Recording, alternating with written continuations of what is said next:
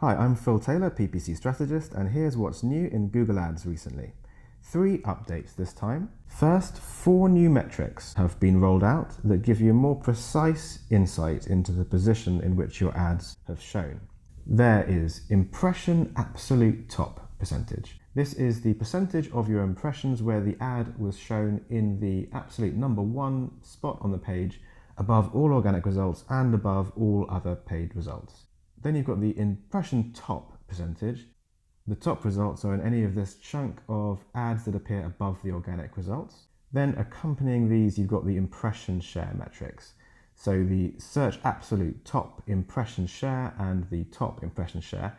These are subtly different, and it's the percentage of the impressions in those positions out of all the times when you were eligible to get an impression in those positions. And you don't necessarily have to have had an impression to have been eligible for one. So in the lost metrics that go along with this, showing you how often you didn't appear in those positions, just take a moment to check out the wording explaining this.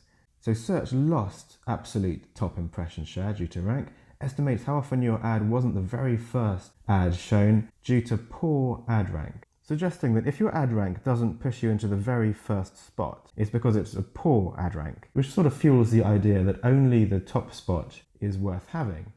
And if you believe that, then you're going to end up paying over the odds. And there are a few of these messages dotted around the interface that sort of encourage more aggressive account management than is warranted. So just try not to be sucked in by that. The second one you will like if you're using the Google Ads extension to Google Sheets. It's had an update that allows data to be pulled into Google Sheets from Google Ads automatically without you having to update it every time, which is going to make it more useful and convenient for reporting. And third, there's a new workflow for the campaign creation process, which makes it more of a wizard and asks you your goals for the account up front. And then, based on your selection, shows you the most appropriate campaign options as determined by Google, which is determined to do more of the thinking for us. But we will resist. Come with me if you want to live.